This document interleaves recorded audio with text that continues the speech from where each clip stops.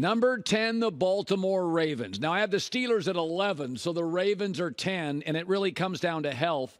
Listen, they average 28 points a game when Lamar Jackson plays, and he's got the best weapons of his career, Zay Flowers, Odell Beckham, J.K. Dobbins, Rashad Bateman. So I'm going to take Baltimore by an inch over Pittsburgh just because of Lamar Jackson and his weapons. And they stayed, now they're missing a corner, but they stayed mostly healthy in the preseason. So I have Baltimore at number 10. The Los Angeles Chargers. So last year they got into the playoffs. They have two new coordinators, but frankly, one's an upgrade, Kellen Moore on the offensive side. Now, I think you have to be honest, though. Keenan Allen and Mike Williams missed 11 games combined last year. That's why they drafted a receiver, and they're getting older, not younger. So that's what I worry about. Can they keep their talent healthy on the offensive side? But the Chargers at number 9. Number 8. Dallas Cowboys. I think the loss of offensive coordinator Kellen Moore is substantial. The market seems to think the Cowboys are going to finally hoist a trophy. I don't know. Have we seen the best of Dak Prescott? Last year, 15 picks in 12 games. Greg Cosell said film indicates that he is now just a pocket passer. Well, he's not a great pocket passer. Cowboys at number 8. Number 7. Miami Dolphins. Tua, they were 8-3 last year when Tua was upright. They did not address the offensive line with a small quarterback who can't get hit. That's why I have them only 7. Vic Fangio is one of the great acquisitions on the season. If you told me Tua's upright for 15 starts, I think they can win the division. But they did not address the O-line, and they need an O-line with Tua. I've got him at 7. Number 6. Jacksonville, they were 7-2 down the stretch. Remember, don't look at last year. They were two different teams. Choppy early, excellent late. They add Calvin Ridley. Also, they returned 20 of 22 starters from last year. That's tied for the most in the NFL. This team is now just getting comfortable. You know I'm a huge fan of Trevor Lawrence. The division is weak. A couple of potentially awful teams at the bottom. Jacksonville at 6. Number 5. Buffalo. Listen, Josh Allen played the final 8 games of last year. We find out now with an issue in his throwing elbow.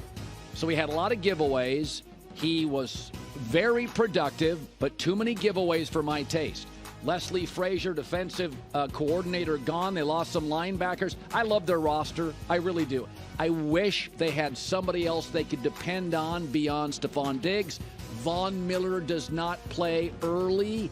That concerns me. I have them at 5. Number 4. Niners, I don't know what they are at quarterback. Way too much noise. I think they're really good, and they're 12-1 when Christian McCaffrey starts. So they're going to be productive, but the Nick Bosa holdout is a concern. Now, they've got other great defensive players beyond Bosa. They spend a lot of money on defense, unlike the Chiefs.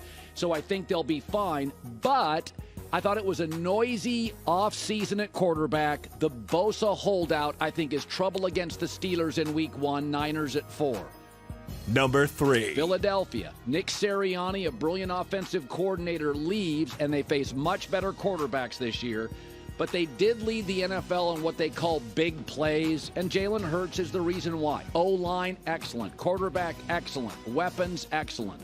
They brought in a couple of backs like a Rashad Penny who struggles to stay healthy, but he should be somewhat productive.